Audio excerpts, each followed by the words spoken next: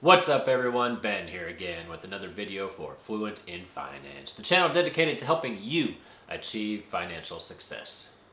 So today we're going to be tackling the family dynamic. What should you teach your children about money? Now I know a lot of people are trying to teach their children the value of money and that there just simply isn't enough money to get everything that they want. And therefore they need to prioritize what they actually want versus what they just kind of want. And that's perfectly fine. I think that's a very good thing to be teaching kids. But usually that's where the teaching ends. And unfortunately, I think that leads children to develop a sense of money coming from a standpoint of scarcity. You see, I think that if we teach children that if they do the right thing, that they can earn a lot of money and they can have all of the things that they want. Instead of teaching kids that money is scarce and that you should simply prioritize and spend whatever money that you have. So when I was 12 years old, I, like most kids, I really liked baseball cards. And so I wanted to be able to buy more baseball cards. So I did the logical thing. I went to my dad and I asked him for an allowance. And he laughed at me and he said, money doesn't come for free. He said that money is never just handed to you. Instead, he said that I will now come and work for him. You see, he owned a few rental properties around town and he wanted me to come and mow the lawns for him. Now, we lived in a super small town, so all of the properties were close enough that I could walk to them and do the landscaping that was needed to be done. So he started me off and he paid me $3 an hour for each of the 6 properties that he owned. And at first I was thrilled.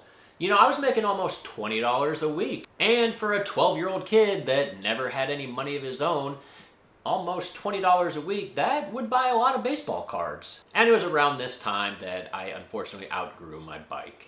And so I wanted a new one. And once again, I did the logical thing when you're 12 years old and I asked my dad for a new bike. And he just kind of looked at me and said, well, how much of your money have you saved so that you can buy yourself a new bike? And I knew where this conversation was going. And I didn't like it because I knew I hadn't been saving any of my money.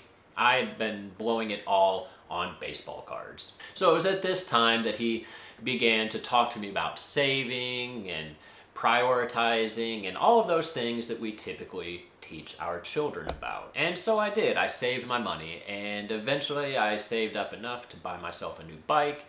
And that would have been great, except that while I was saving, I wasn't able to buy as many baseball cards as I was used to buying. So I wanted to be able to do both. So my plan was to ask my dad for a raise. And knowing my dad, I should have known that this was not going to work out the way I wanted to. But I knew, because I had done my research, I knew that professional lawn care cost $15 an hour on average.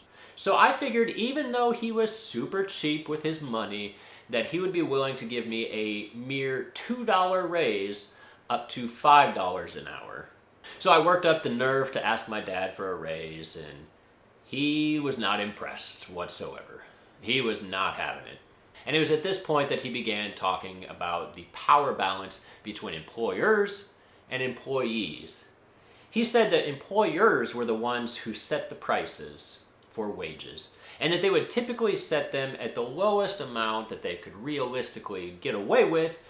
That way they can keep the profits for themselves. He said the only way to make any serious money in this world is to become the employer.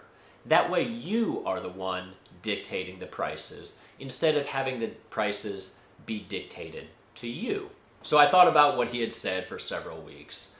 I understood the concept that he was trying to teach me, but I was still pissed off. You see, ultimately, I just wanted $2. I didn't need a financial lesson or anything like that. I just needed my $2. And eventually that frustration built up inside of me, and I decided to do something about it. So I walked up and down the street to every house in the neighborhood, and I knocked on their door. And I told them that I would provide professional lawn care services for them, and I charged a rate of $15 an hour. By the end of the week, I had 8 paying clients that were willing to pay me $15 an hour for my services. So I went back and I talked to my dad, and he was sitting at his desk, and I walked right up to him, and with the biggest voice that my tiny little body could muster, I told him, I quit. I don't want to work for you anymore.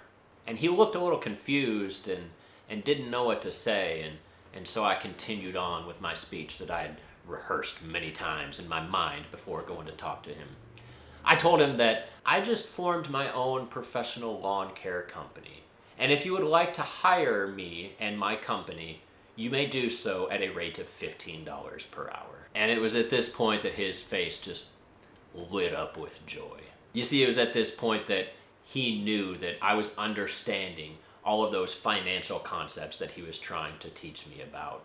That if I wanted to make money, that I needed to make a business for myself instead of working for him. He then proceeded to hire me for all 6 of his properties and began paying me $15 an hour instead of the $3 an hour that I was previously getting. Now, as a side note to this story, I later found out when I turned 18 years old that my dad had been paying me $15 an hour the entire time. You see, he was giving me $3 an hour, and the other 12 he was depositing into a Roth IRA account that he had opened in my name. You see, he was able to save money by claiming a $15 an hour tax deduction on his taxes while also setting me up for financial success. Today, in large part due to the financial teachings of my father, I am now a successful investor, owning multiple rental properties of my own. I love my dad.